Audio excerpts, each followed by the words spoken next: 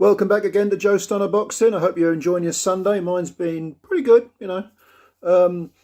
Skye Nicolson from Australia, former Commonwealth Games gold medalist and Olympian. She didn't win a medal at the Olympics, but very much, considered a blue chip prospect in the ladies' game. She made a pro debut yesterday on the undercard of the Chocolatito Martinez fight. And she's, one for the future. Very, very attractive young lady. I mean, if I was 34 years younger, I could, admire her from afar and get absolutely nowhere. But she's very beautiful to look at. Therefore, very marketable. She comes across great in interviews, like a really, lovely person. Good backstory, because, I say good, it's tragic backstory, but it's something that will draw interest to her. Her brother Jamie was a pro fighter and a decorated amateur. And he and Skye and his younger brother, I think the brother Gavin was 9 and Jamie was 21 or 23. They were both killed in a car accident.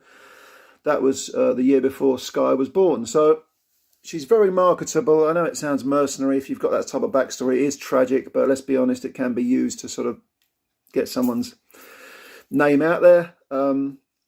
But she made a pro debut yesterday, and it wasn't a pushover. She was in against an undefeated opponent with a 3-0 record, Jessica Juarez. And Jessica herself, young fighter, 22. She'd fought 3 times before, 3 wins on points. I don't think she'd scored, or maybe one of them was a stoppage. I can't remember, but the opposition was very low. I think they were like, between them, the 3 opponents had like 2 wins and I don't know, 20 defeats, something like that. So low level opposition, and it kind of showed because the schooling, the gap between the schooling and the between Skye's amateur background and Jessica's, I don't know whether she had much of an amateur background, and she also Jessica looked, she didn't look confident in that ring. Not to start with. To start with, she looked a bit nervy and like she was waiting for Skye to do what she was going to do, and then maybe she'd react with the odd punch which would miss. She didn't look confident at all, Jessica. But she fought well. It was a 6-rounder. Skye started on the 6-round circuit rather than the 4-rounders, and I think this was the first 6-rounder for Jessica too. So it was a good matchup. For someone's debut, it's a good matchup. Now, Skye, I'd only seen bits and pieces of her as an amateur. I don't follow the amateur game religiously, but Skye's style reminded me a bit of Josh Kelly, which is you can say is a good thing in some ways and a bad thing in others. She likes to control her range. She's only about, I think, 5'5", but she's got very, very long arms for a woman of that height, and she likes to control her range with lots of popping jabs. Both these ladies were southpaws, by the way, so it was mirror image. But Skye likes to move, use her feet an awful lot, stay on the periphery, right on the edge of the range, and pop with the jab, and maybe throw the odd left cross, because she's a southpaw. So she's jabbing with the right hand, pop, pop, pop. And Jessica really didn't have much of an answer. She didn't really know how to shut the range down properly. Skye was using her feet a lot, circling, semi-circling. And the first 3-4 rounds, maybe in the 4th round, Jessica started to get a bit closer.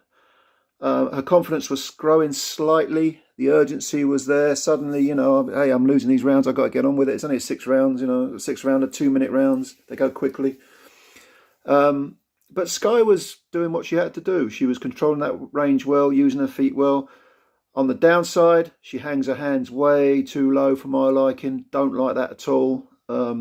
And Jessica did land 1 or 2 individual punches. They didn't hurt Skye in any way, but she managed to land a couple of punches. I don't like this hands down thing at all. Skye hanging her left hand, a power hand down very low, and relying on her reflexes to get her out of trouble. I mean, we're not talking Harold Graham style here, but like I say, it's more Josh Kelly. But at the same time, you're asking for trouble if you hang your hands low against a better, more experienced opponent, an elite opponent. It could spell trouble. To be honest, it will spell trouble. She'll be hit cleanly at some point with that sort of style. they're looking to fast track Skye, hence she started on 6-rounders.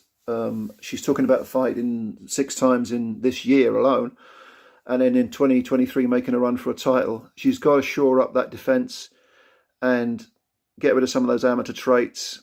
She wasn't firing many combinations, Skye, either, and she's going to need to. And also, the question is, how is she going to react to someone putting controlled, educated pressure on her, using their feet correctly to cut off the ring? How's she going to, when she's under pressure, does she have a variety of styles to go through? Just defensively, can she handle that? All these are questions that you would expect from a debutante, But all in all, it was a good performance. It was against a game girl, And towards the end of the fight, maybe 5 rounds, 5 or 6, Jessica started to open up more. Maybe she got a bit of confidence, and Skye handled that, moderate pressure well. She was never in any danger. But Jessica, this will be a learning experience for Jessica as well, because it doesn't necessarily mean that she's necessarily found a level. She looks like she needs to build her confidence. She looks like she needs to fight some other girls who are going to ask some questions, but maybe not be on Skye Nicholson's level.